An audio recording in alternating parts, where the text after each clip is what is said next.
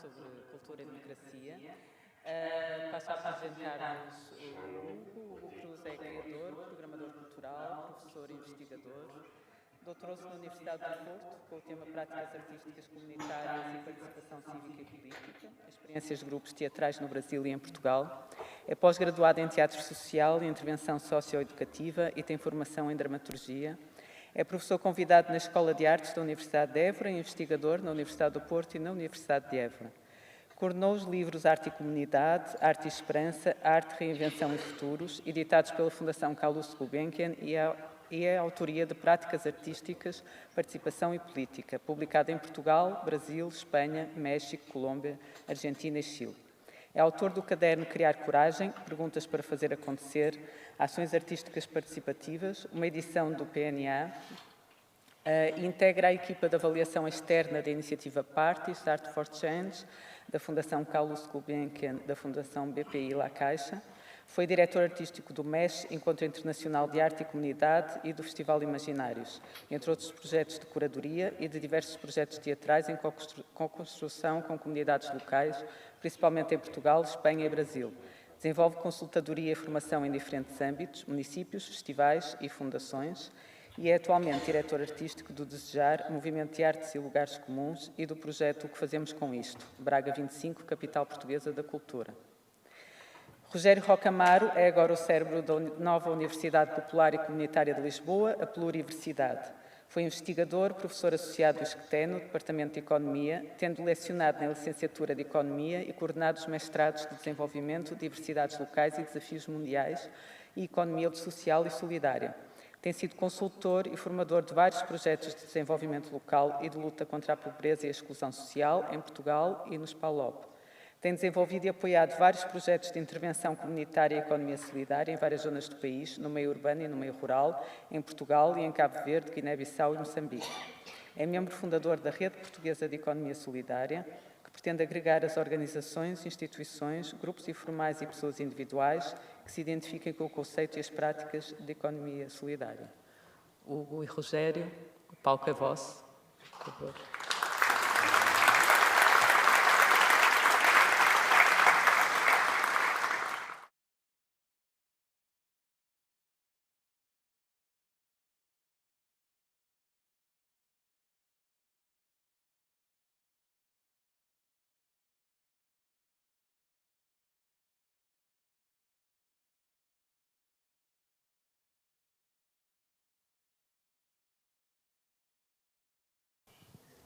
Muito bem. Está a funcionar ou não? Ok. Então, queria, antes de mais, desejar uma boa tarde, uma boa sessão de aniversário, do 20º aniversário desta rede, cumprimentando-vos a todas e a todos, assim, em conjunto e por igual. Eu peço desculpa, não tenho muito hábito de fazer aquela lista toda de cumprimentos, normalmente faço o cumprimento geral. É mais rápido, é mais simples e, por outro lado, é mais equitativo do que a nível de rapar. Muito obrigado pelo convite que foi dirigido para estar aqui convosco nesta ocasião, que é, de facto, uma ocasião muito especial, e de reencontrar aqui algumas pessoas que têm feito parte do meu percurso nas últimas décadas, em momentos marcantes desse percurso, entre as quais o Hugo. Este desafio de conversarmos sobre este tema, cultura e democracia, é um desafio imenso, porque quer a cultura, quer a democracia, em si próprias, mas sobretudo na sua interação, põe-nos aqui uma série de questões. Nós combinámos algumas questões de partida, mas na verdade não sabemos o que é que vai acontecer. No momento, de acordo com aquilo que nos é habitual. De qualquer maneira, a primeira pergunta já está aqui pensada e pretende ser uma pergunta para já muito aberta e muito geral, para situar um pouco aquilo que são as grandes preocupações que este tema encerra. Eu devo dizer-vos que, ao pensar nesta conversa, não pude deixar de me situar naquilo que eu acho que nós temos numa encruzilhada da história que é daqueles momentos da história em que a civilização pode caminhar para um lado ou para o outro. Não houve, naquilo que nós sabemos, muitos momentos da história assim, tão especiais como este. Eu remeto-me sempre para aquele célebre momento da invasão dos chamados bárbaros ao Império Romano, e quando no Norte da África uma figura histórica e marcante do ponto de vista da filosofia, o Santo Agostinho, o bispo de Hipona, quando lhe diziam que é o fim do mundo, esta invasão dos árabes. E, ao que consta, ele terá respondido, não, é o fim de um mundo e o princípio de um outro mundo. Eu lembro sempre deste episódio, se é que ele é verídico, porque faz-me lembrar depois outros momentos da história. Um deles foi quando a Revolução Francesa e a Revolução Industrial acabaram com a Idade Média e abriram um tempo novo. E depois outros, não é? Mas para não estar agora aqui a falar de história, este também é um momento em que é o fim de um mundo e o princípio de um outro. E como sempre, quando isso acontece, nós estamos em encruzilhadas. E nas encruzilhadas, tanto podemos ir para um lado como para o outro. E tanto estamos perante ameaças complicadíssimas, porque ainda por cima são muitas, como estamos também perante possibilidades muito interessantes e que temos que ter a coragem de desbravar, digamos assim. Toda a gente fala, por exemplo, das alterações climáticas. Mas se fosse só as alterações climáticas, o que já não era pouco, até estaríamos... Bom, isto que eu vou dizer é um bocado de humor negro, estaríamos muito bem. O problema é que, além desse problema, temos outros problemas. Temos o problema das desigualdades, que é terrível, tem vindo a agravar-se de uma maneira impressionante. Temos o problema, que já não é de agora, mas da mercantilização da cultura. Temos o problema das incapacidades de aceitar a diversidade cultural e da incapacidade de desenvolver o diálogo intercultural. Temos o problema do abandono dos territórios e do desaparecimento de alguns territórios com as alterações climáticas também. Mas também temos, por exemplo, o problema gravíssimo da democracia em risco, daquilo que está a acontecer à democracia, daquilo que está a acontecer à descrença na política, a vários níveis, e ao efeito transacional, para citar uma expressão que foi usada recentemente a propósito da estratégia democrática do Presidente Trump, está a acontecer a apropriação transacional, ou seja, economicista, da política. Bom, e, portanto, nós estamos perante aqui muitos desafios sociais, políticos, culturais, territoriais, sem esquecer esse outro desafio que estamos com muita dificuldade também em discernir, que é de como viver numa sociedade de muita informação, mas de pouca capacidade crítica e de transformação dessa informação em conhecimento. Eu posso fazer só aqui uma breve nota, já estou a falar há muito, não queria falar tanto, mas como professor das pós-graduações que estou a dar neste momento, tenho vindo a ser confrontado com o uso da inteligência artificial pelos meus alunos. E é impressionante o uso pouco inteligente da inteligência artificial. É impressionante, é impressionante. De tal forma que eu não sabia como é que havia de lidar com isto, mas, em alguns casos, foi fácil descobrir, porque o uso é mesmo pouco inteligente, ao ponto de se ir atrás da invenção e da alucinação da inteligência artificial a inventar livros, a inventar bibliografia. É uma coisa impressionante. E as pessoas não têm capacidade depois de discernir isto. Bom, Hugo, como é que a cultura e a arte podem responder a alguns destes problemas, uma vez que nós estamos perante esta imensa provação, digamos assim, esse imenso desafio, que também nos poderia levar à questão, estamos no fim do mundo, ou é o princípio de um outro mundo? E como é que a arte e a cultura nos podem ajudar neste enfrentamento destas encruzilhadas? Quando a situação é desesperante, a cultura e a arte são sempre chamadas, portanto, e esse poderia ser um bom início de resposta, mas deixem-me obviamente cumprimentar-vos. É um prazer estar aqui, muito obrigado pelo convite e, acima de tudo, muitos parabéns à Arte em Rede, um projeto muito singular em Portugal que prova que é possível trabalhar em rede e, ainda por cima, cruzando duas realidades que são constantemente atacadas, as autarquias e a cultura. Na cultura ninguém se entende, é só egos, cada um por si. Pronto, e está aqui um exemplo, durante 20 anos, que é possível fazer esse trabalho. A mesma coisa com as autarquias. Aqueles clichês que vale a pena nós começarmos, na minha opinião, a deixar cair. Não são todas as autarquias, cada uma a olhar para o seu quintal e para o seu território. Cada vez mais isso tem vindo a ser ultrapassado. Então, eu dou os parabéns, obviamente, ao trabalho que tem sido feito e que se tem vindo a renovar, a reinventar e que tem hoje desafios muito diferentes, alguns deles o Rogério já apontou. E eu acrescentava aqui realmente a questão das tecnologias que falaste no final, que me parece também muito desafiante. E depois é um prazer enorme estar com este senhor, chamado José Rogério Rocamar, estou mesmo cansado, não me leves a mal, Rogério, com quem eu tive a oportunidade de aprender muito e continuo a trocar imensas ideias. Bom, eu acho que este diálogo vai ser preocupante do ponto de vista de tempo, mas temos ali combinado com a Marta Martins, que ela nos vai sinalizar. E como é que ela está para nós sabermos? Onde é que está a Marta? Ai, Marta, estás aí. Ok.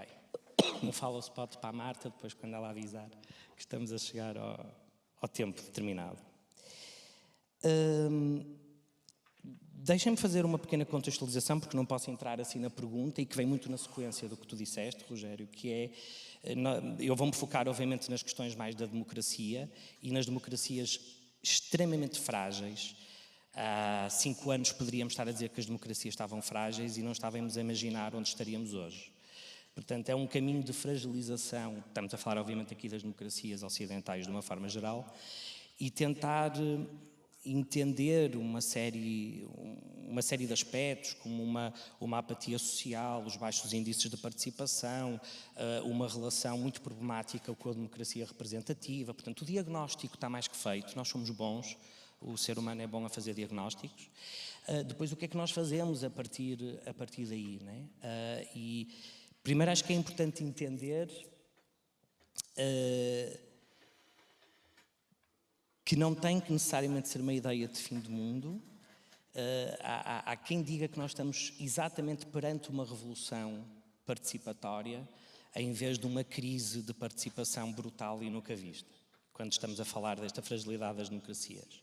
E eu vou-me focar mais no lado otimista da revolução participatória para prestarmos um pouco mais de atenção a novas configurações políticas que se têm vindo a afirmar e que, na verdade, temos prestado eventualmente pouca atenção.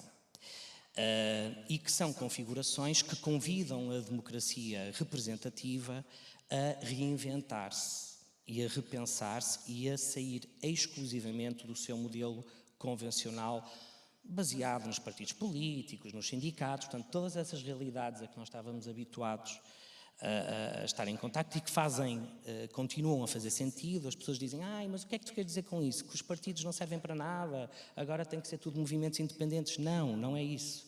Os partidos são extremamente importantes. Partidos como funcionavam há 40 anos ou há 30 anos atrás, tenho muitas dúvidas sobre isso. E isso passa necessariamente por cruzar modelos mistos entre a democracia representativa e participativa. E isso não é para hoje, eu diria que é para ontem. E, portanto, deveria ser normal, estamos em tempo de eleições autárquicas, portanto, deixem-me aproveitar, que qualquer autarquia passasse a ter um pelouro de participação cidadã e de inovação política para tentar entender com a sua comunidade como é que as cidadãs e os cidadãos podem dialogar de uma forma colaborativa. Essas palavras estão da moda, mas depois é tão difícil pôr na prática. Mas como é que efetivamente podem encontrar outro tipo de soluções e caminhos para as suas comunidades numa parceria construtiva e criativa e não numa competição? Na sexta-feira no Porto, no lançamento de um livro, eu dizia, mas cabe na cabeça de alguém que as comunidades e o setor público estejam em competição e sintam que há uma disputa? Isto faz algum tipo de sentido olhando para o mundo como ele está hoje e olhando localmente também para as nossas realidades. Então, eu prefiro colocar o foco não na crítica e na desgraça de toda a fragilidade e no diagnóstico que está mais que feito, mas muito mais olharmos para exemplos de novas configurações políticas, e vou já chegar à cultura, que não estão assentes em lideranças únicas. A ideia de que vem um herói, que normalmente é sempre homem, vá-se lá saber porquê, salvar a situação daquele território, daquela comunidade, alguém que nos mobiliza e que tem uma ideia brilhante para resolver o problema, sabemos que isso tem dado grandes problemas ao longo da história da humanidade. Portanto, insistir em lideranças únicas não é provavelmente interessante continuarmos a insistir do ponto de vista do que são as configurações políticas e as formas como nos podemos organizar desse ponto de vista. A questão do uso das novas tecnologias, que muitas já não são novas, e como elas têm que estar integradas neste sentido de desenvolvimento de pensamento crítico, mas também no que são as decisões cotidianas e no que é a discussão na esfera pública. Como é que nós podemos reinventar a ideia de assembleia que não se centra exclusivamente numa assembleia formal, rígida, em que a maior parte, eu diria a esmagadora maioria das pessoas, não sente que tem espaço, não compreende o que é que se passa. A maior parte dos portugueses, alguém compreendeu minimamente o que é que aconteceu ontem na Assembleia da República? Quer dizer, eventualmente a malta do direito e mais ligada à política vai percebendo, mas o comum dos mortais obviamente não vai perceber, e nós temos que decidir se queremos que se entenda isso ou não. Eu acho que essa é a grande decisão. E, portanto, desse ponto de vista, será que nós podemos encontrar modelos de assembleia que não sejam aquela assembleia convencional? Assembleias que trabalhem para consensos e que para isso tenham processos de construção e de discussão e de confronto para chegar a determinadas soluções, ou continuamos numa lógica competitiva, agressiva e de perceber quem é que ganha a discussão e a argumentação? Então é interessante pensar isso também do ponto de vista das novas configurações políticas. Poderia continuar. A ocupação do espaço público. Nós estamos com um problema gravíssimo de perda de espaço público constante e cotidiano. É mesmo isso, perda.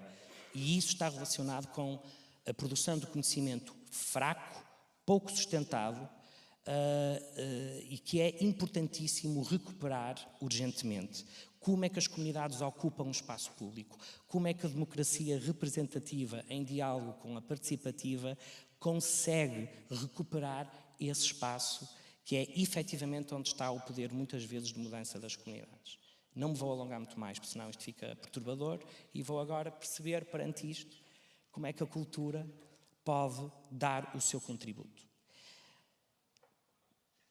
A cultura, e depois mais especificamente poderemos falar da arte, mas a cultura em geral é um espaço de afirmação, de expressão, de celebração. Tudo o que nós não estamos a ter do ponto de vista democrático. Reparem, parece quase uma análise da situação absolutamente contraditória. A cultura permite encontros improváveis, permite assumir confrontos e conflitos que existem nas comunidades, expressar isso, produzir realidades alternativas, mesmo que seja do ponto de vista poético, já é um exercício brutal, porque nos dá aquela componente de esperança de que a realidade pode ser outra. Então, é um lugar que pode dar esse contributo. Para dar esse contributo, a cultura e a arte têm que ser mais democrática. E é, portanto, esta ligação constante e umbilical entre cultura e arte que é muito interessante. Então, a cultura e a arte, para dar este contributo, para trazer esta idiosincrasia, se vocês quiserem, esta especificidade, este modo de produzir conhecimento que não acontece da mesma forma relativamente a outros contextos de vida e a outras formas de produzir conhecimento, e ainda bem, como é que ela pode realmente expressar-se em todo o seu potencial. E para isso nós temos que trazer os princípios democráticos também para a cultura e para a arte, que é, tradicionalmente, e continua a ser em Portugal, apesar de avanços fantásticos, este projeto é um exemplo concreto desse ponto de vista, mas continuamos a ter uma área que é muito elitista, que é muito vertical, que é muito preconceituosa relativamente ao resto das realidades que acontecem nas comunidades. E, portanto, só se nós conseguirmos rever isso, é que pode haver um contributo da cultura relativamente ao fortalecimento da democracia. Agora, também não peçam à cultura para resolver o problema da democracia em geral, porque essas encomendas, por muito que sejamos utópicos, são inviáveis. Agora estás-me aqui a fazer surgir uma questão. Na verdade, a questão que nós sentimos que estava a desafiar-nos e que esteve na origem da criação da pluriversidade comunitária, não é? Que a Marta referiu quando fez a minha apresentação. Não é? Desde logo porque a palavra pluriversidade substitui a palavra universidade. Bem sabemos que a universidade vem do universalismo, mas infelizmente o conhecimento da universidade tornou-se conhecimento uniformizado. E, portanto, a uni da universidade arrapou para o uniformismo. Não é? E por isso pluriversidade e não universidade, na ideia de conhecimentos plurais. Não é? E de base comunitária. Porquê? Porque exatamente ela nasceu das experiências dos grupos comunitários a que eu estou ligado, e para ser uma expressão do conhecimento da comunidade e com utilidade para a comunidade.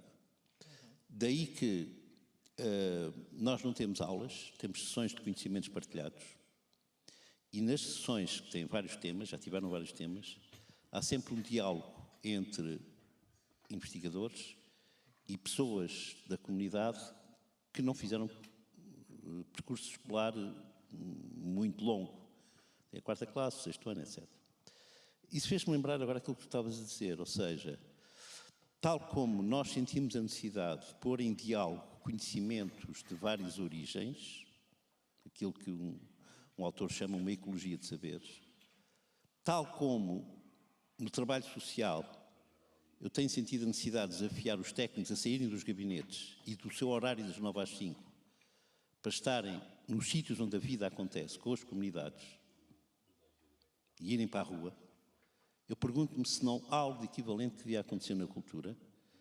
É exatamente esse diálogo entre a cultura que está na rua, que está nas comunidades, e a cultura que se sistematiza e que está em salas como esta.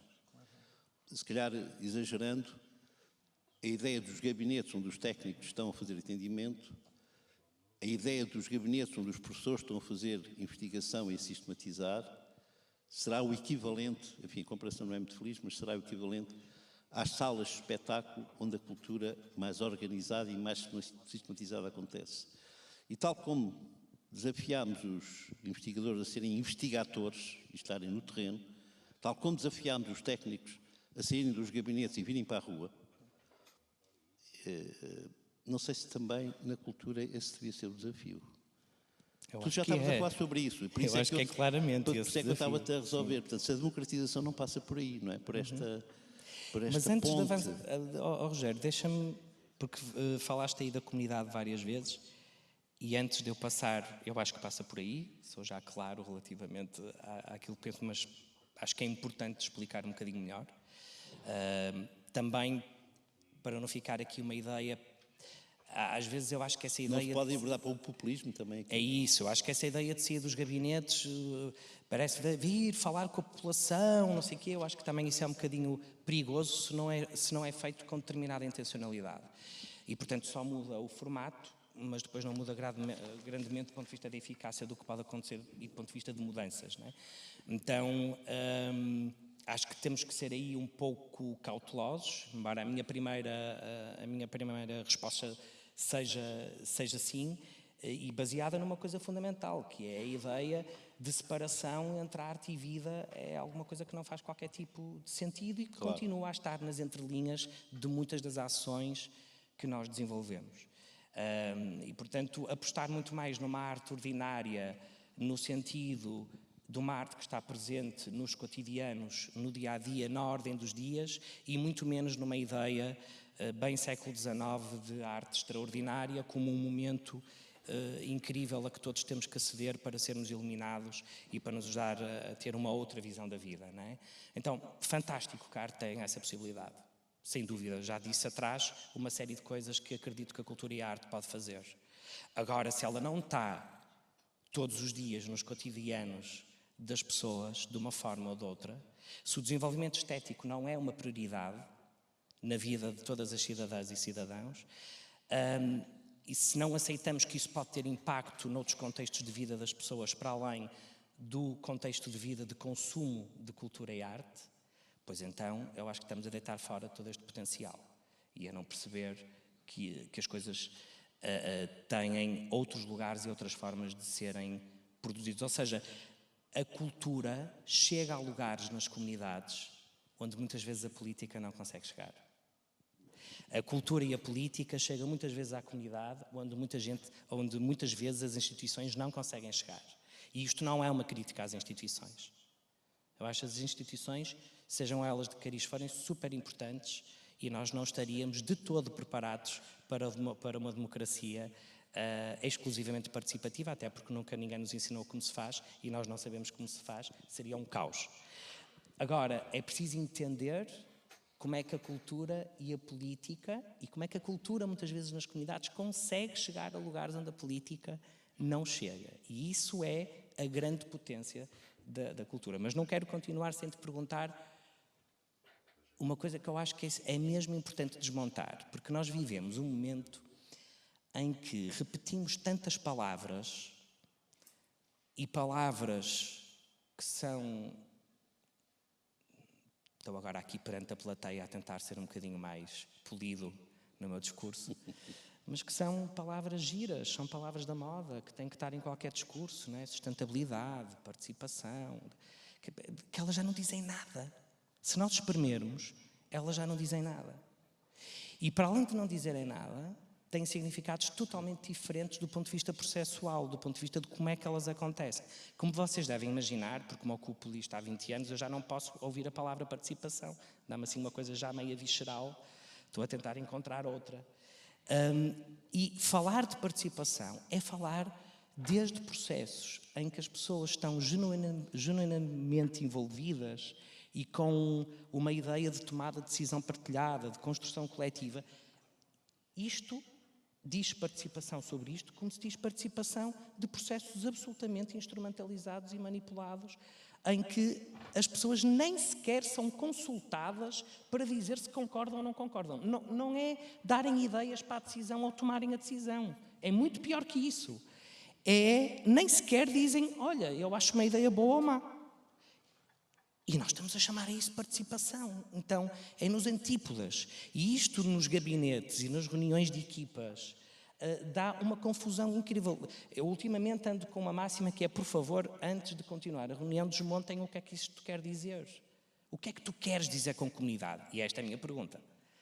Tu que trabalhas tanto, há tantos anos, equilibrando a ação com a reflexão, porquê deste boom da palavra comunidade nos tempos que correm? Porque ela entrou em desuso e até era assim um bocadinho mal vista, como alguma coisa assim, tipo, não estava na narrativa pública por aí além, era assim uma coisa, ai que giro, é como a coisa da cultura popular, ai é tão giro, não é? Pronto. Porquê é que a palavra comunidade está aqui outra vez tão sublinhada, na tua opinião? Essa é uma questão muito, muito curiosa e muito interessante. Eu devo-vos dizer que, para prevenir, digamos assim, o sentido que eu vou aqui partilhar convosco, que eu tenho, de facto, um percurso, uma militância até por aquilo que é o desenvolvimento comunitário, por várias razões. Olha, trabalhei com a Manuela Silva, que introduziu o desenvolvimento comunitário nos anos 60 em Portugal. Se calhar pouca gente sabe isso.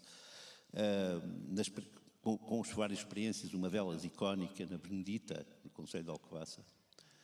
Depois na Serra de São Mamé, depois na Serra de Sicó, depois Viana do Castelo, depois na Serra da Luz, em Lisboa, enfim, vários lados. Juntamente, nessa altura, com o GRAL, o movimento feminino, que a Maria Luz Quintacil também teve ligado. E, portanto, eu tive a sorte, o privilégio de trabalhar com a Manuela Silva. E, portanto, mais tarde, não é? Já tenho muita idade, mas não tanto assim. E, portanto, não foi nos anos 60, foi mais tarde. Trabalhei com ela.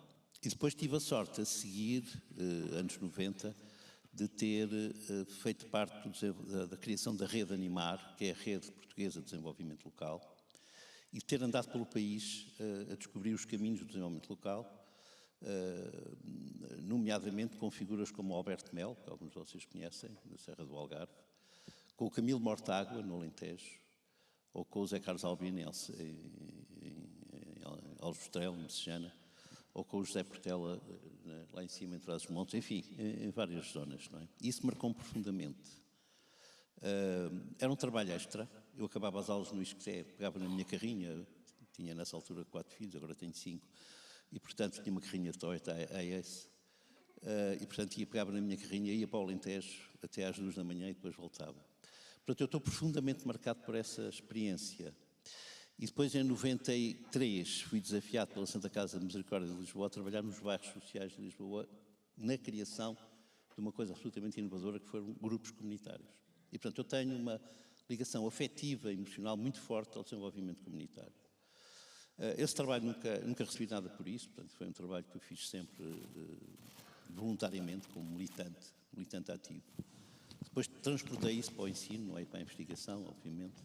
E hoje, por exemplo, estou a dar uma pós-graduação em desenvolvimento comunitário, onde procuro, digamos, partilhar toda a riqueza dessas experiências que vivi. E está ali a Susana, que esteve comigo na criação daquilo que eu penso ter sido o primeiro observatório social local no bairro da Horta Nova, na freguesia de Carniz, em Lisboa. Daí que ainda hoje eu conheço a Susana como a Susana Oslock. Oslock era a sigla do Observatório Local de Carniz. E tenho um carinho imenso pela Susana, exatamente por esse trabalho conjunto que nós fizemos. E aquilo que eu constato, depois andei por África, pela América Latina, enfim, mas não interessa a minha história. Só para dizer, para prevenir, que eu sou um profundo apaixonado pela comunidade. Talvez também por ter nascido numa aldeia, talvez por ter também essa vivência comunitária, de viver numa aldeia e pronto. E, portanto, sou suspeito ao falar disto. Mas confesso que uma das minhas maiores alegrias dos últimos tempos é descobrir como a questão dos comuns, de commons em inglês, tem vindo a ganhar uma força imensa. Só para vos dar uma ideia, eu sou o diretor de uma revista de economia solidária. E nós normalmente temos um número por tema, e fomos obrigados a ter 2 números para o tema dos comuns, porque em conferências internacionais onde eu tenho estado ultimamente, tem havido uma imensa quantidade de artigos, comunicações, doutoramentos, teses, etc., sobre a questão dos comuns. E isso levou-me a avançar com a seguinte hipótese. A comunidade era um protagonista importante na vida das sociedades no passado. No século XIX foi atacada pelo avanço do capitalismo e pela privatização. No século XX foi atacada pelo Estado, quer pelo Estado socialista, quer pelo Estado, por exemplo, em Portugal, pelo Estado salazarista. Um dos exemplos mais notáveis disso, e eu sou também um apaixonado disso, são os baldios em Portugal. Os baldios são propriedade comunitária e implicam, portanto, a ideia que é absolutamente inédita na Europa. Não há muitos países que tenham baldios neste momento. Em Portugal, a Escócia, a Galiza e pouco mais. Mas Portugal tem uma lei dos baldios. E a lei dos baldios permite que haja propriedades que são comunitárias, portanto não são públicas nem privadas, é uma terceira coisa, e que são geridas por uma figura jurídica absolutamente notável e inédita, que é assembleias de compartes. São assembleias de aldeia, basicamente. Não estão constituídas juridicamente como associações, são conhecidas legalmente, que é uma coisa diferente. E nós temos, nos últimos tempos, um renascimento dos baldios. A história dos baldios em Portugal, que está pouco divulgada, mas que está, nomeadamente, tratada por 2 figuras importantes, que é o Bica, o António Bica, que foi secretário de Estado das Questões Agrárias a seguir ao 25 de Abril, e o Fernando Oliveira Batista, professor do Instituto de Agronomia. Eles têm trabalhado isto, agora com pouca divulgação. E a história dos baldios mostra em Portugal como houve um ataque imenso no século XIX, de privatização de baldios, foram quase destruídos, e no século XX, pelos serviços florestais do regime salazarista. Aliás, há um livro, desse ponto de vista, notável, sobre Quando os Lobos Uivam, que trata exatamente da história dos baldios do Aquilino Ribeiro. Se não conhecem a história, vale a pena, porque está lá bem expresso o que é que foi a luta heroica dos baldios em Portugal para resistirem. Portanto, a comunidade quase desapareceu do mapa. E quase desapareceu do mapa, esmagada pelo mercado e pelo Estado, isto para simplificar. Ou seja, pelo privado e pelo público. Quer como resultado do capitalismo, quer pelo resultado do socialismo, como eu disse há bocadinho, e em Portugal do Estado salazarista. Mas o que é interessante é que no século XXI há aquilo que se pode chamar um regresso da comunidade. Não só os baldios ganharam nova importância em Portugal, mas isso talvez até nem seja o mais... É um indicador interessante, mas talvez não seja... Porque noutros sítios não há baldios. Mas há, neste momento, o reaparecimento da defesa dos commons, dos comuns, a vários níveis e naquilo que se chama hoje os comuns imateriais. Nomeadamente, por exemplo, a cultura local ser um comum. Isto é um tema interessante. Ou seja, infelizmente é, em parte mercantilizada, portanto privada, é em parte pública, e estamos aqui a falar de uma rede que é pública, precisamente, mas a comunidade está a reivindicar ser também proprietária e gestora da cultura local.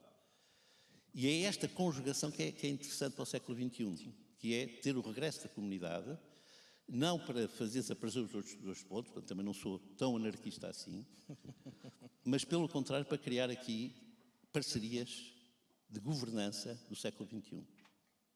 Porque não é só a cultura, eu dou-vos um outro exemplo muito interessante, o conhecimento dos mais velhos. Propriedade privada, que o mercado abandonou, que o mercado não quer e por isso entrega as pessoas para a espera da morte, que o Estado normalmente pouco trata. E, em alguns casos, de experiências que eu estou a acompanhar, são as comunidades locais que estão com a autorização do proprietário privado, que é a pessoa, a fazer disso um processo de gestão e de utilização comunitária, a favor, por exemplo, das gerações mais novas nas escolas, por exemplo. Podia dar-vos vários exemplos, em Paredes de Coura, em Benavente, experiências que eu acompanhei. O que significa que há uma apropriação comunitária de um bem privado, neste caso de um conhecimento privado, que o Estado nem o mercado sabem utilizar e que a comunidade soube utilizar, pondo em diálogo com o Estado, por exemplo, com as escolas, por exemplo. Um exemplo interessante de apropriação. Mas há outros comuns que estão a surgir, por exemplo, a questão da floresta, a questão da água, a questão do software livre, a criação da criatividade, dos Creative Commons, por exemplo, das wikis. Portanto, há uma série de... As moedas locais, já existe uma série delas em Portugal, mas se vamos então para outros países, para a França, para o Brasil, é imensa, são novos comuns. Isto significa uma coisa muito importante. A comunidade está a reivindicar o seu papel na história e na sociedade. Não para substituir ninguém, mas para enriquecer. E com a comunidade vem uma possibilidade de democracia comunitária, porque pode ser participativa, indo ao encontro daquilo que... E com a comunidade pode vir a cultura que está escondida na comunidade, não é revelada, e que pode ser precisamente um enriquecimento no diálogo com a cultura mais organizada, mais sistematizada. Ora, aí nós temos um papel muito importante, são as autoridades locais, porque estão perto da comunidade. Portanto, eu posso-vos dizer, por experiência própria, que neste momento vejo mesmo, eu tenho um programa de rádio à terça-feira, numa rádio alternativa, que é a Rádio Movimento, chama-se Utopias em Ação. Há 7 anos que estou a fazer este programa, o Hugo já lá teve. E posso dizer, em 7 anos, semanalmente, nunca deixei de ter experiências para apresentar de utopias comunitárias em ação. Isto quer dizer alguma coisa. E muitas delas são utopias que estão, utopias de proximidade, em que as câmaras e as juntas de freguesia têm um papel importante no apoio. Não é para substituir. Ninguém fala em substituir a democracia representativa, mas em salvá-la. Ninguém fala em substituir a cultura, digamos assim, mais sistematizada e mais organizada, mas em enriquecê-la. E aí a comunidade tem um papel importante. Eu neste momento estou a trabalhar com 21 grupos comunitários na cidade de Lisboa, 27 na área metropolitana. Estou a trabalhar com 6 fóruns comunitários no Conselho de Arouca. Estou a tentar revitalizar 21 fóruns sociais que podem se tornar comunitários no Conselho de Santa Maria da Feira, onde eu conheci o Hugo. Neste momento esta ideia já passou para São Tomé e Príncipe, onde há 3 grupos comunitários, comunidades ativas. Muito interessante, poderia falar sobre isso, mas não estamos aqui a falar sobre São Tomé, na experiência cultural do Chiloli, nas comunidades do bairro da Boa Morte, em São Tomé e Príncipe, que eu estou a acompanhar com o grupo comunitário de lá, onde a comunidade tem um papel importante. E pela primeira vez temos uma mulher a ter um papel ativo num teatro que era só de homens. Isto é fantástico. Isto é fantástico. Agora também vos digo uma coisa. Na maior parte das situações as coisas não são conhecidas. Exatamente. Porque nós estamos demasiado fascinados e ofuscados pelos holofotes nos palcos principais. Claro. E só quando nós deixamos os palcos principais e vamos para a escuridão da sociedade e nos habituamos à escuridão, é que descobrimos o que é que lá está a acontecer, mas que à luz dos palcos principais é invisível. E isso leva-me a uma questão que a Marta colocava, que é qual é o papel da cultura nos tempos sombrios que nós estamos a viver. Eu acho que é ir para as sombras e descobrir o que é tocar as sombras. Mas eu não resisto a pegar em coisas aí que tu disseste, Rogério. E já há um sinal. Se calhar Minha lançamos nossa. essa questão. Nós dinamitámos completamente as questões que tínhamos pensado. Deixa-me só falar aqui dos comuns na cultura, Marta. Ok. Eu prometo ser sintético. Muito é uma bem, promessa. e depois passamos então para o... Sim. Eu acho que podemos olhar para o exemplo do que aconteceu durante a pandemia, no famoso plano de vacinação, que de repente é atribuído a uma pessoa, e perceber o que é que foi o papel das comunidades, da sua auto-organização, o que é que foi o voluntariado, o que é que foram as autarquias e porque é que aquele plano de vacinação aconteceu como aconteceu.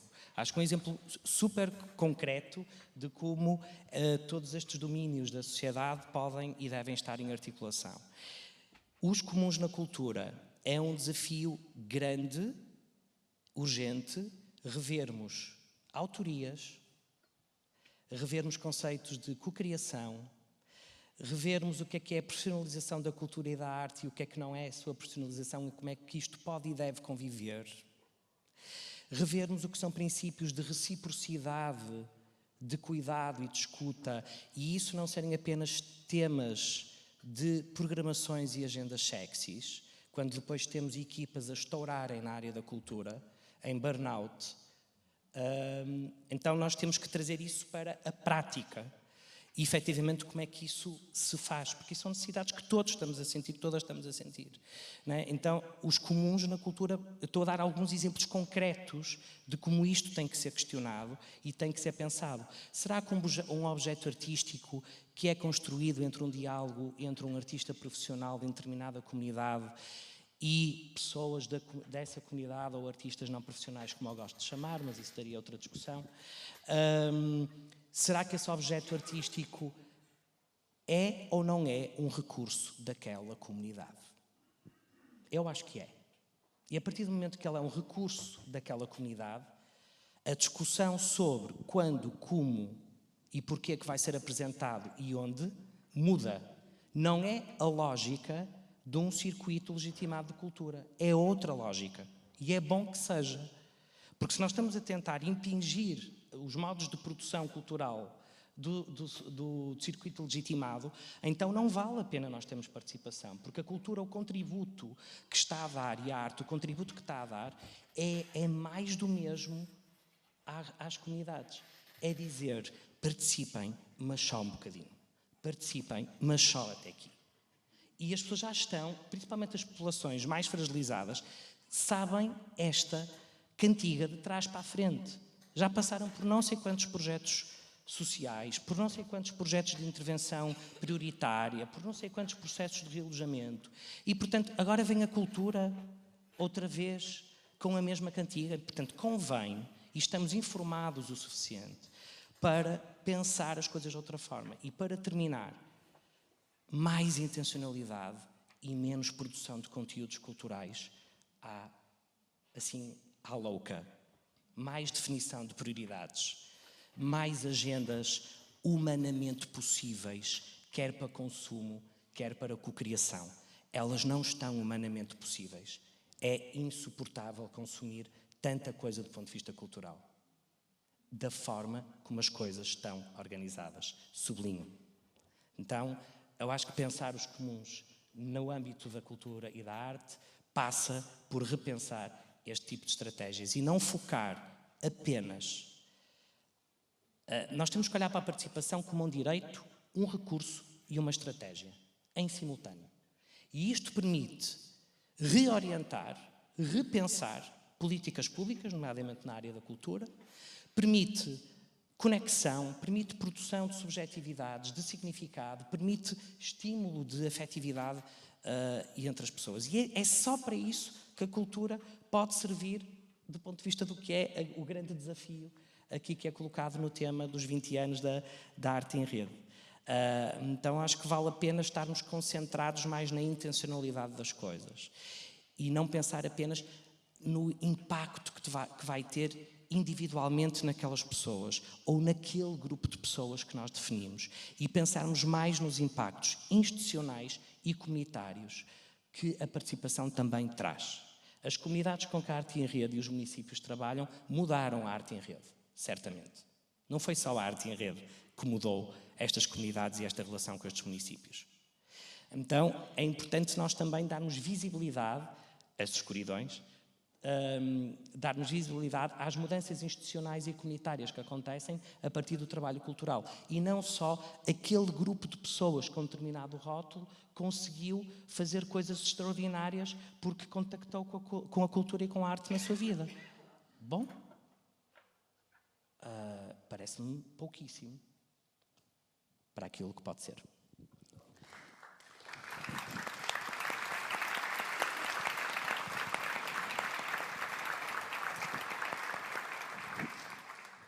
Ok, obrigada. Temos agora ainda algum tempo para alargar este diálogo também à plateia. Temos aí a nossa famosa Catchbox, é um microfone que se joga. E, portanto, quem gostaria de fazer alguma pergunta ou algum comentário ao Rogério e ao Hugo sobre os temas que temos estado a falar?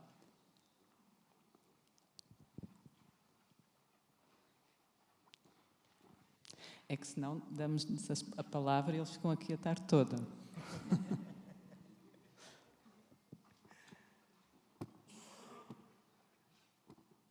Nenhuma inquietação?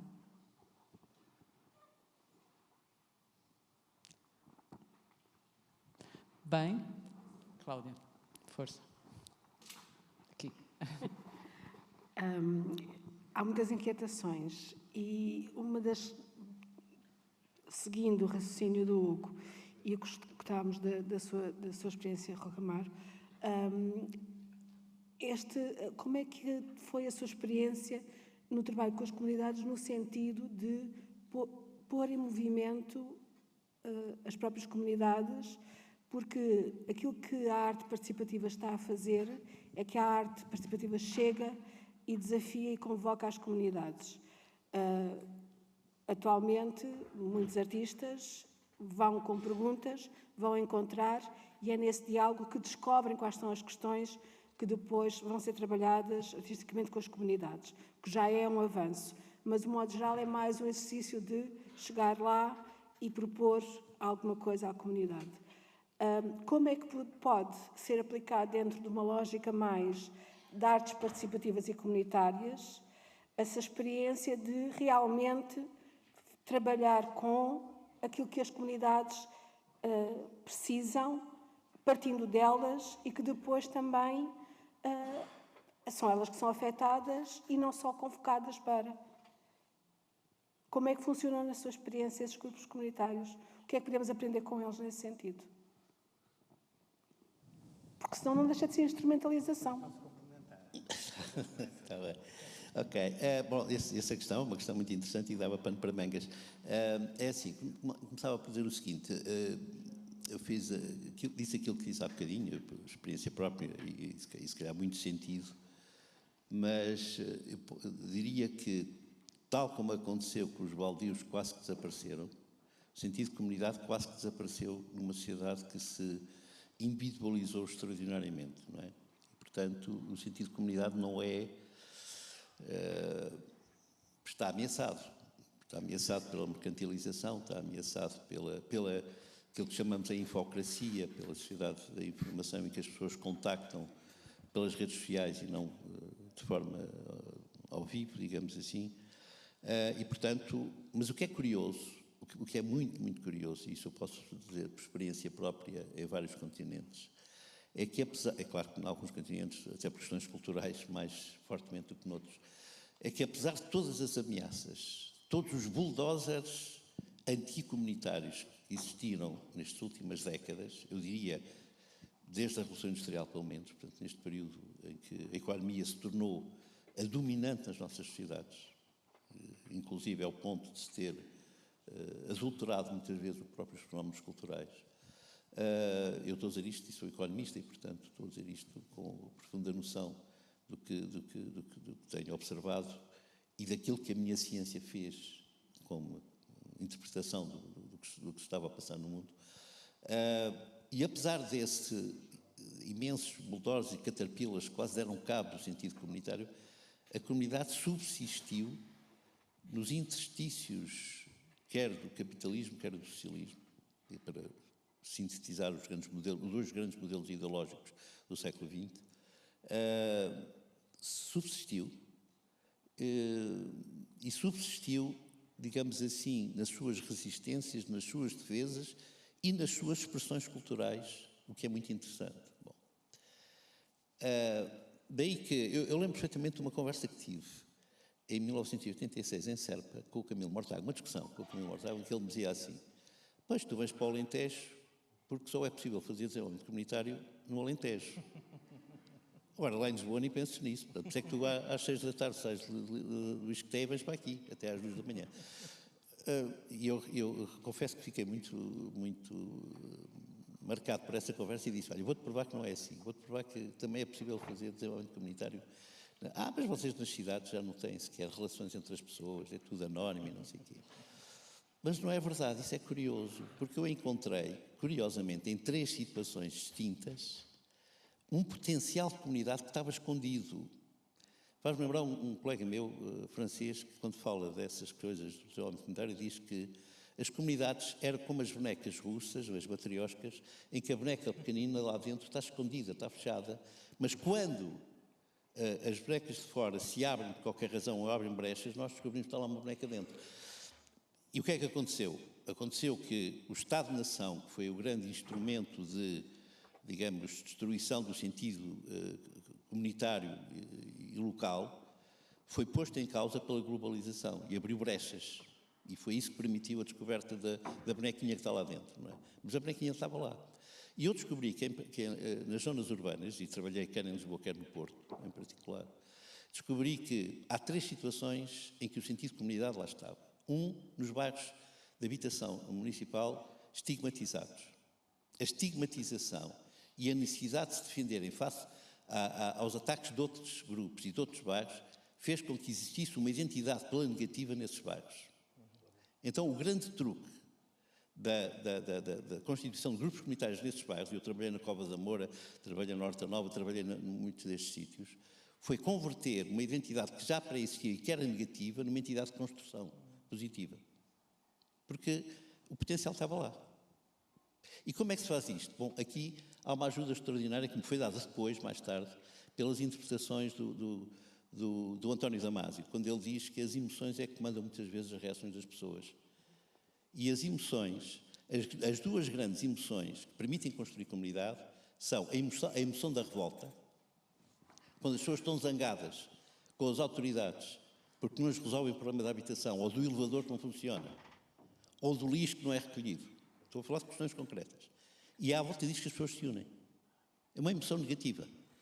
O truque está, e eu acho que há aqui qualquer coisa de equivalente na cultura que tem que acontecer, mas eu deixo isto para ti. Converter aquilo que é uma emoção negativa numa emoção positiva de construção de comunidade. Mas depois há outra emoção que também constrói a comunidade, que é a festa, a alegria. E estas são as 2 emoções que sustentam a reconstrução de comunidades potenciais que já existiam, e já existiam nestes... Eu optei por trabalhar nestes bairros, mas existem noutras 2 circunstâncias, ou existiam noutras 2 circunstâncias. São as zonas históricas das cidades, que depois foram atacadas em grande pela gentrificação, mas que estavam lá também as identidades locais. E, curiosamente, nas zonas de dormitório, onde as pessoas diriam comunidade aqui, alguma vez, as pessoas vêm cá só dormir. Mas quando se juntam para lutar por qualquer coisa, eu lembro de uma situação em Santo António dos Cavaleiros, em que as pessoas lutaram por uma passadeira junto a uma escola, e foi o suficiente para criar ali uma dinâmica comunitária que depois se transformou e teve continuidade. E, portanto, 2 emoções, a revolta e a festa. E quando nós partimos destas duas emoções e reconstruímos uma comunidade que estava subjacente e potencialmente adormecida, é possível. E foi isto que nós temos estado a fazer nestas histórias todas que eu estou a dizer e a contar. É claro que isto é mais fácil, por exemplo, em África, onde o sentido de comunidade ainda subsistiu por razões culturais. E na América Latina.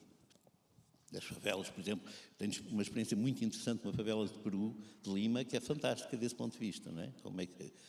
E, portanto, a construção da comunidade passa por isto, por exatamente detectar, mas para isso é preciso ir para a rua. E eu acho que o mesmo desafio é para a cultura. Mas eu espero que eles comentem isto. Ir para a rua, estar à escuta, não ir logo propor, mas estar à escuta, mudar a linguagem. Há um problema fundamental. Nós, quando usamos a linguagem que adquirimos nas universidades, o técnico não funciona. Não funciona. As pessoas não entendem. Não? E, portanto, também temos que perceber isto, não é? Estes dois passos são fundamentais. Estar à escuta e mudar a linguagem. E depois, co-construir, também propor. Aí já podemos propor. É assim que tem sido possível reconstruir comunidades que estavam subjacentes. Agora, eu acho que isto é possível fazer na cultura, Hugo. Eu sou suspeito, mas eu acho que sim. Eu vi-te fazer isso em Santa Maria da Feira, por exemplo. Eu vi-te fazer isso. Estava-me a lembrar de algumas situações no Imaginários. Exato. Depois, durante 10 anos no México, nós tínhamos um fórum comunitário que sustentava todo o desenho de programação do festival. Às vezes é difícil de explicar isto, mas na prática era muito simples. Era realmente eu acreditar que era possível discutir uma programação com pessoas que não são da área da cultura e das artes. Esse é um princípio fundamental. E eu tenho que acreditar que aquela pessoa a quem eu estou a pedir uma opinião tem uma opinião a partir do seu ponto de vista, da sua experiência. E que essa opinião, apesar de não ser especializada, tem o mesmo peso. Assim como aquela pessoa com quem eu estou a falar, eu tenho que reconhecer que ela tem os mesmos direitos cívicos e políticos que eu tenho. E eu acho que o pressuposto, muitas vezes de uma forma inconsciente, é, ok, eu vou perguntar, mas também a pessoa, pronto, também está habituada, não é? Mas é exatamente por não estar habituada que ela traz outras estéticas para a produção cultural e artística. Porque a ideia qual é? É que as pessoas venham falar a mesma linguagem, venham fortalecer uma estética que já está em desenvolvimento e muito bem, ou já está inscrita em determinada área, em determinado setor. Ou é realmente estarmos abertos a outras estéticas e a dialogar com essas estéticas sem hierarquias pré-definidas. Não é? Então, eu acho, e isso tem a ver com a escuta que tu estavas a dizer, chegar mais a perguntar e menos a saber. Parece-me que é uma postura difícil, mas que é muito relevante, principalmente quando nós queremos ver as coisas avançar. Depois, obviamente, um clássico, um clichê, mas é que é realmente verdade. As coisas demoram tempo, têm as suas etapas. As coisas para serem discutidas, para as pessoas se confrontarem, para o não dito, que é um problema civilizacional em Portugal. O não dito é patológico no nosso país, gente. Dentro aqui da sala, lá fora, nos beberetes, vamos dizer tudo o que achamos sobre as intervenções de Rogério e do Hugo e mais alguma coisa. Aqui é complexo. E é alguma coisa do ponto de vista evolutivo, nós temos que perceber de uma vez por todas que o confronto e o conflito não são maus, só se forem numa lógica destrutiva. É uma premissa básica, agora, por exemplo, nas Assembleias do Desejar que estamos a fazer em Braga. Há um ano começamos com essas Assembleias. Há uma premissa básica. Eu tenho espaço para criticar tudo e mais alguma coisa e toda a gente, desde que uma forma argumentada, fundamentada e respeitosa. Mas há uma coisa que tem a ver com esta palavra, mas eu não concordo. Eu acho que não deve ser assim. Isto não está bem. Eu acho que nós estarmos a programar isto é uma coisa que ninguém vai gostar. Tu podes dizer o que tu quiseres, mas a seguir tens que dizer como é que poderia funcionar de outra maneira. E isto é um princípio fundamental antes de nós abrirmos a boca como metralhadora, porque nós estamos numa era de dedo apontado. Dedo apontado. Agora, como diz o outro ou outra, quando tu apontas o dedo para uma pessoa, há outro que também aponta para ti. Esse apontar de dedo está a dizer muito sobre ti e sobre a tua perspectiva. Então, é este lugar de eu critico, mas eu a seguir eu tenho que propor. Nem que a seguir ao mas venha, mas eu ainda não sei, eu ainda não tenho alternativa para este problema ou para esta questão. Mas isto é muito relevante, porque é muito diferente de eu não concordo e ponto final. Este mas eu ainda não sei implica que eu me estou a comprometer a pesquisar uma outra possibilidade contigo. E, portanto, deixa de ser uma coisa agressiva para ser uma coisa de cooperação. E isto é basilar. Não é? Portanto, nas Assembleias do Desejar, nós temos aprofundado uma metodologia que eu já vinha a desenvolver, nomeadamente desde o mês, que é, porque não basta também, a Cláudia estava a falar sobre a arte participativa. Quando nós estamos a falar de cultura e democracia, estamos a falar, felizmente, de muito mais coisas para além da arte participativa. A arte participativa é uma... E, de repente, não vamos todos fazer arte participativa. Não é? As pessoas ficam muito incomodadas quando eu digo isto, porque acham que eu vejo a arte participativa à frente. Eu sou o primeiro a dizer, a arte participativa é uma possibilidade de criação artística, como existem milhentas. E essa diversidade é hiper relevante. Já agora, relativamente à arte participativa ou comunitária, isso depois daria aqui outras discussões, convém que elas garantam processos de qualidade de participação nos processos artísticos, porque senão é mais do mesmo. Ok? Estamos a garantir grupos plurais, onde se reflete e se age, onde nós tomamos decisões em conjunto, onde nós discutimos o que estamos a fazer e apenas não estamos a fazer aquilo que alguém nos disse para fazer, porque está com um olhar externo e ponto final. E isto não invalida que as pessoas tenham funções diferentes nos grupos de trabalho, nos fóruns. Claro que têm, ainda bem que têm. Uma coisa não invalida a outra. Okay? Eu acho que, por exemplo, nesta Assembleia, isso tem sido muito interessante. O grupo é extremamente heterogéneo, o núcleo duro são mais ou menos 25 pessoas, mas, na verdade, pela Assembleia já passaram mais de 140. Nós também temos que aceitar esta instabilidade e esta organicidade que tem a ver com o resto da vida das pessoas, que não podem estar todas as semanas a discutir durante 2 horas, por variedíssimos motivos, uma programação cultural. Já agora, e para terminar, não basta nós estarmos a propor apenas à criação artística e aos artistas que façam trabalho de participação, de colaboração, de comunitário. Isso, mais uma vez, é uma parte do que pode ser feito.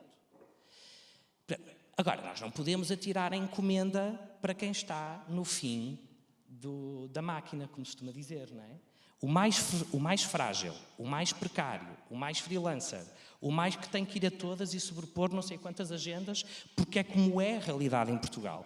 E, por favor, não levem isto como crítica, é só uma questão de análise. Okay? Porque é que tem que ser estes a resolver um problema de participação daquela comunidade? Eles darão o seu contributo.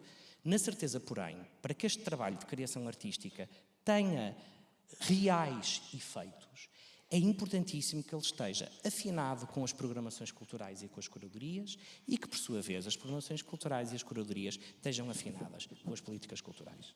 Se nós não trabalhamos a estes 3 níveis, afinadas e desafinadas, que se note, não é? Mas pelo menos que seja claro, que seja claríssimo, porque senão o que vai acontecer é que os colegas que estão a fazer criação artística participativa vão chegar e encaixar em programações com modos de produção em que aquilo não encaixa e depois gasta-se uma energia, um investimento brutal. Porque não há estes ajustes iniciais. E, portanto, o que eu defendo é que estes princípios de participação têm que ser trazidos também para a construção das programações culturais e das curadorias. Não todas, mais uma vez, gente, calma, não todos. Os colegas que gostam de estar a pensar na sua programação para o ano, há espaço. Está tudo bem, estou mesmo a falar a sério. Há também espaço para isso. Ok? Mas temos que experimentar outros formatos. Porque depois não se pode querer que as instituições culturais estejam cheias de público e que haja diversidades de públicos, ou seja, não se pode querer tudo ao mesmo tempo. E a mesma coisa relativamente às políticas culturais. Tem que se perceber o que é que em cada município, o que é que se quer, o que é prioritário. E aqui, mais uma vez, o exemplo concreto, este trabalho entre as comunidades municipais, não é? Portanto, todo esse trabalho. É isso. Marta, posso 3 notinhas? 3 notinhas rápidas, então. Nós avisámos, é que o convite e esse risco.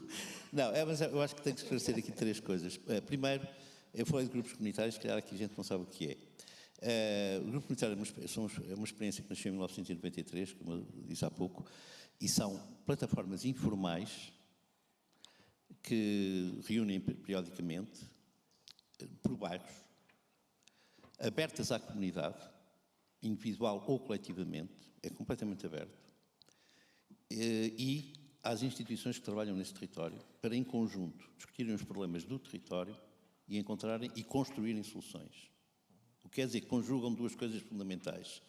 A participação da comunidade, individual ou coletiva, pode ser grupos de moradores, coletividades, etc., e a parceria das instituições. São 2 conceitos, participação e parceria. Este modelo, como eu disse, já existe em 21 grupos em Lisboa, 27 na área metropolitana, 6 em Aroca, mais ou menos 21 em Santa Maria da Feira, não é bem a mesma coisa, mas pronto, abre essas portas, São Tomé, Angola, e vamos criar agora uma rede lusófona destes grupos. São e aqueles que nós não conhecemos, desculpa, Rogério, e aqueles grupos que nós não conhecemos. Exatamente. São uma excelente plataforma de diálogo cultural entre a cultura que está escondida nas comunidades e a cultura que as instituições e as autoridades municipais, freguesias, etc., produzem. E isso está a acontecer. Podíamos dar imensos exemplos disso. Neste momento está a acontecer. E são excelentes exemplos. São grupos informais. O que quer dizer, são uma espécie de baldios imateriais urbanos. Que é muito interessante. Bom, esta era a primeira nota, Marta. Segunda nota. A segunda nota é rápida. Do ponto de vista epistemológico, eu cada vez mais me recuso a aceitar o O e a propor o I. Em quase tudo na vida, o mais importante é o I, não é o O. O que quer dizer que o Shakespeare não tinha razão. Não é to be or not to be, é to be and not to be.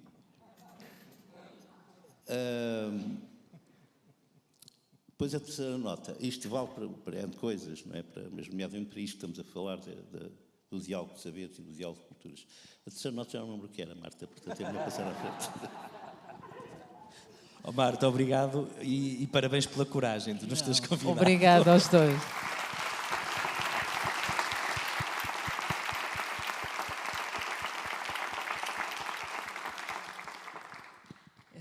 Muito obrigada, mais uma vez, foi uma conversa inspiradora e vai continuar agora na pequena pausa que vamos fazer. Mas antes de sairmos para a pausa, queríamos partilhar convosco mais 2 vídeos, são 2 vídeos curtos. Nós, como sabem, aliás pedimos a vários de vós, alguns vídeos de celebração do 20º aniversário da Arte em Rede, para partilharem connosco também algumas das vossas memórias em relação com a rede. Eles vão estar todos disponíveis, estamos a partilhar nas redes sociais, depois vão estar todos disponíveis no YouTube. Mas hoje também vamos partilhar alguns, assim, diversos, que também apresentam essa diversidade de perfis e de pessoas que têm colaborado connosco. E de mensagens também. E vamos ouvir agora a Filipa Fernandes, vereadora da Cultura do município de Tomar, que infelizmente hoje também não pôde estar presente, e o Vítor Hugo Pontes, um artista que tem trabalhado connosco nos últimos anos, nomeadamente foi o diretor artístico do projeto Meio no Meio e depois do projeto Era Como um Filme. E depois partimos para a pausa.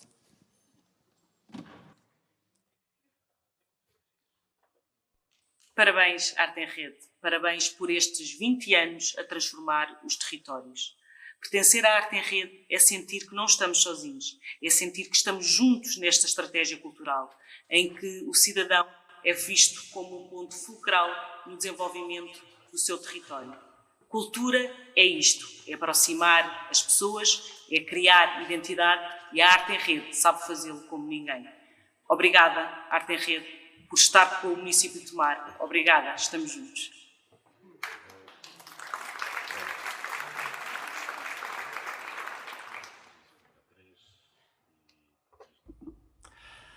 Muitos parabéns, Arte em Rede, pelos 20 anos de atividade.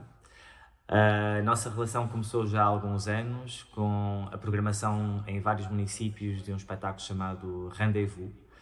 Depois intensificou-se recentemente com um projeto chamado Meio no Meio, do qual eu tive o privilégio de ser diretor artístico e onde trabalhei com pessoas de 4 municípios, do Barreiro, da Moita, de Lisboa e de Almada, e onde tive o prazer de ver o meu mundo crescer com estas pessoas. Elas fizeram-me ver o mundo de uma outra perspectiva e com elas foi muito claro que a vida é uma life.